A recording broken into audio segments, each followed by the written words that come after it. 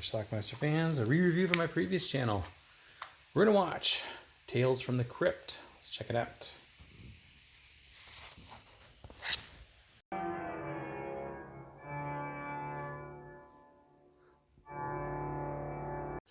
movie starts with some people having a tour of some catacombs. In the reign of Henry VIII, when the monasteries in England were dissolved and the...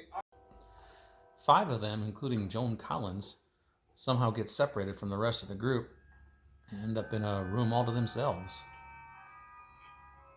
There's no way out there. Who are you? Where did you come from? All in good time. Plan. He then picks out one person, one at a time, and then we see a story involving that person. Apparently it's something that happened to each one of them recently, including Joan Collins, who decided on Christmas to kill her husband.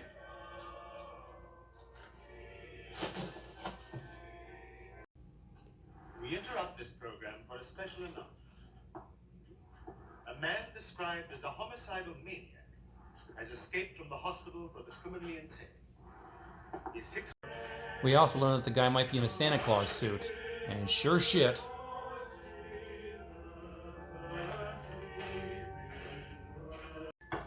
well, she decides to lock everything. I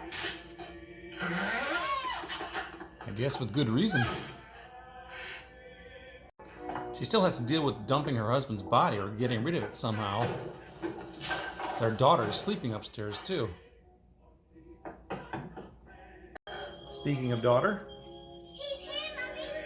I let him in.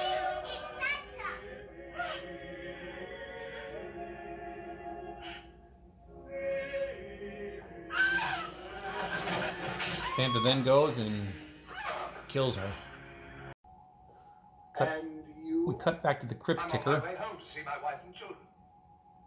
And then... We then see that guy's story. He said goodbye to his kids, says goodbye to his wife. Apparently he's going on a trip. Drive carefully. Yes, right. Turns out he has a mistress and he's leaving his wife and kids for her. The removal men came this morning. Yeah, well, so I see. Should all be there by the time we get there. Well, as they're driving off to wherever their destination is, they have a horrific car accident.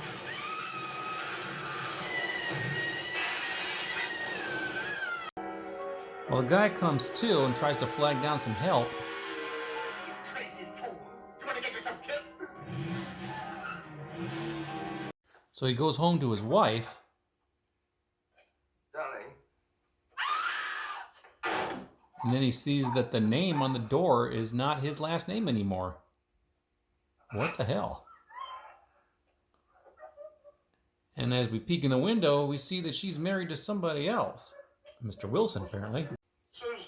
He goes to see his mistress. Who is it? It's me, Carl. Carl? She was apparently blinded in the accident, and some time has passed. Carl can't be. And Carl was killed We learned that he died 2 years ago. 2 years ago. Just a nightmare.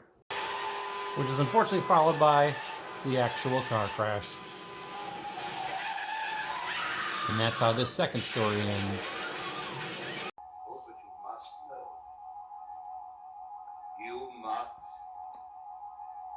And now the third story starts, revolving around this guy. Well, that guy lives across from Mr. Grimsby, played by Peter Cushing, a widower who loves to entertain the children in the neighborhood. He hates him. What are you looking at? Grim's life, of course. His usual shell out to the kids. He does it every year on his birthday. I don't know how you stand it. Dogs for sure. This is too much. I'd like to make an official complaint. So he calls the police. They're my friends. He actually dug up that guy's garden, not the dogs. It's a court order and they don't have license. He's such a nice old man. Don't ask. He's told everybody in the neighborhood to be wary of him, so Why don't you go and play in our garden? And don't take any more sweets from him. he gets no more visitors from the kids. All day. Valentine's Day. He's going to send him a bunch of Valentine's Day Just 2 cards. weeks away. So, we'll send him Valentine's. And that he does from all the kids.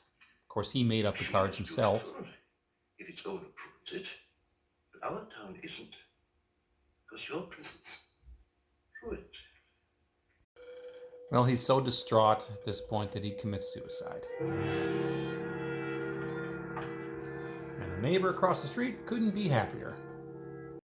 Fast forward exactly 1 year to Valentine's Day, 1973, I guess.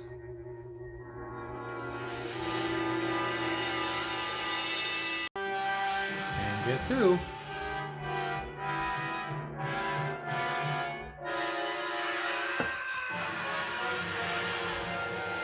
Mean and cruel. Right from the start. Now you really have no.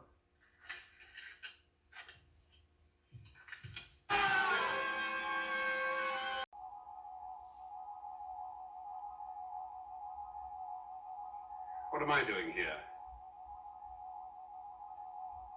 You see. Mr. Jason is bankrupt. What do I do now? Well, you have two choices. First, bankruptcy. Well, he tells his wife, and then his wife says, you know what, we have this statue that we have, 3 wishes I give, and no more. that they've never used before. Each owner. Pay all our debts. She figures it doesn't hurt to try. I read it when I was at school. I wish for lots and lots of money. No. Too late, I already have. A little while later, he's driving down the road. Hello. Is that Mr. Gregory? Yes, yes, speaking. I'm sorry, Senator, but your client, Mr. Jason, has been killed in a car crash. So he died in a car crash, but there's a lot of insurance apparently. Rich. Ralph's Insurance. He always carried a large policy with a double indemnity against accident. Number 2. I wish Ralph were back exactly as he was immediately before the accident. Well, the undertakers then drop off a coffin with Ralph inside. His body was mangled in the crash. Mangled? It wasn't mangled. Mr. Jason died of a heart attack at the wheel. Diane, I want him moving, breathing, talking, alive. Now, forever. I wish him alive again, forever. Don't you realize he's been embalmed? His veins are filled with embalming fluid burning into him. So she grabs an axe and decides to chop him up to try to alleviate his pain or kill him, but you can't kill him because she wished him to be alive forever. You wished him alive forever. You can't kill him. Every piece of him is alive still. Alive and suffering. What may happen? And then the 5th story gets introduced. Very well, but you should heed the warning. Well, he must get some more. Major Rogers arrives at a home for the blind. Have a look around the galleries. He's going to be the new director. Where are the men? The patients. Good morning. My name is Rogers, Major William Rogers. I've been appointed your new superintendent here and take up my duties today. They don't seem to like Major Rogers' changes, though. Stone cold. It's always like that, huh? Been very cold this past few nights. We wondered if we... For reasons of economy, the heating is now turned off each evening at 2000 hours. Sorry, Dad, there ain't no more. No second helping? Well, rations were cut, you see. Superintendent says he's doing the best he can with prices so high. Fine, even the one-eyed man is king. Their complaints go nowhere.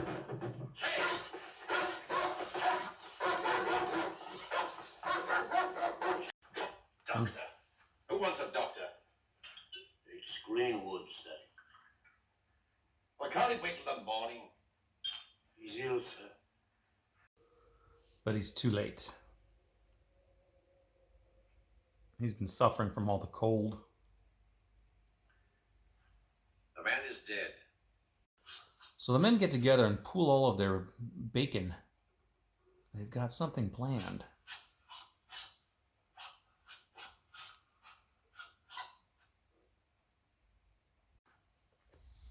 Well, when he arrives back, the dog doesn't come in the room with him because he found the bacon. Well, they lure Shane, the dog, downstairs and trap him. One problem eliminated. What the hell do you think you're doing? Get out of your rooms, all of you. It's our turn to give the orders now. They then drag Major Rogers to the basement and lock him inside of a room. And then they get to work at building something.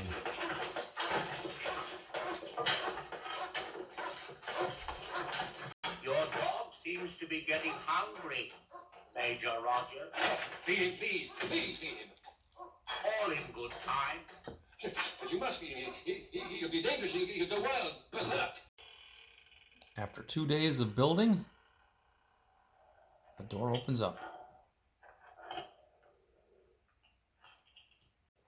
They've created a corridor for him to go down, which, by the way, is lined with razor blades.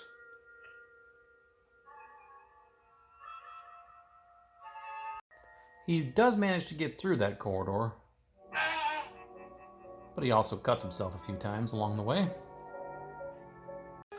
And they find the corridor leads right to his dog, his hungry dog.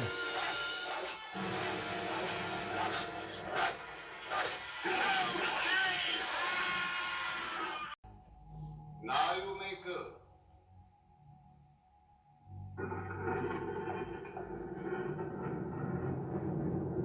Repentance. You see, I wasn't warning you, but telling you why you are here for all eternity.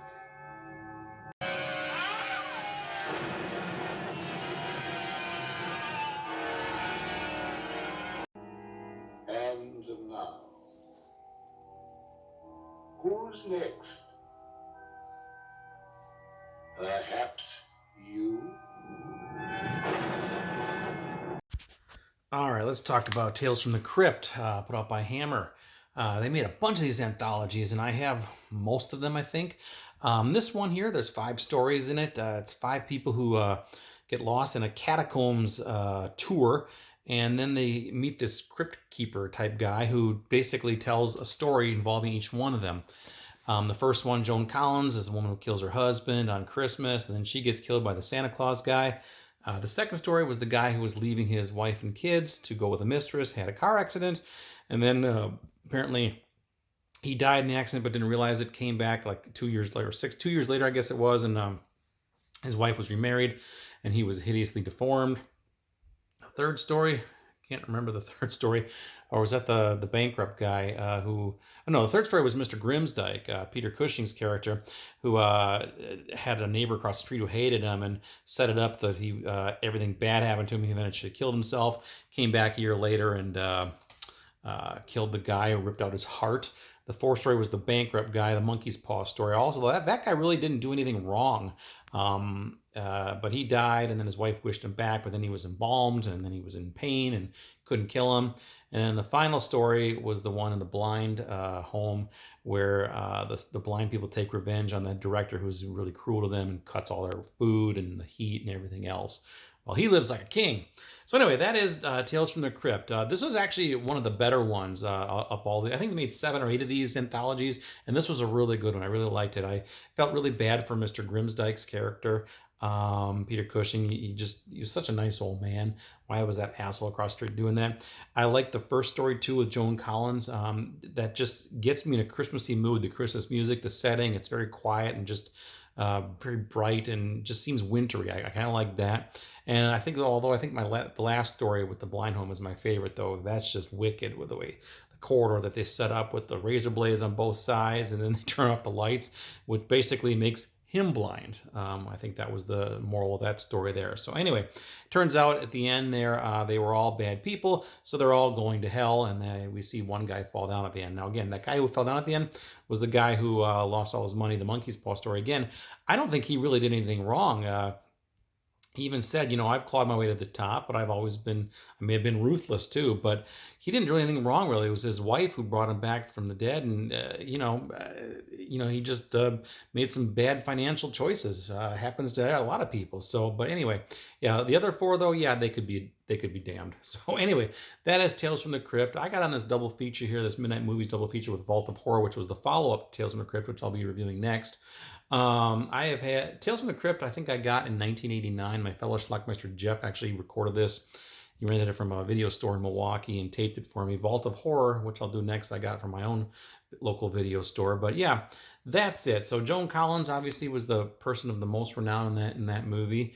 But yeah, it's a cool movie. I really dig this one. So if I'm not mistaken, these two are available on a double Blu-ray as well. I wouldn't mind having that, but until then, I have my double DVD. So there you go.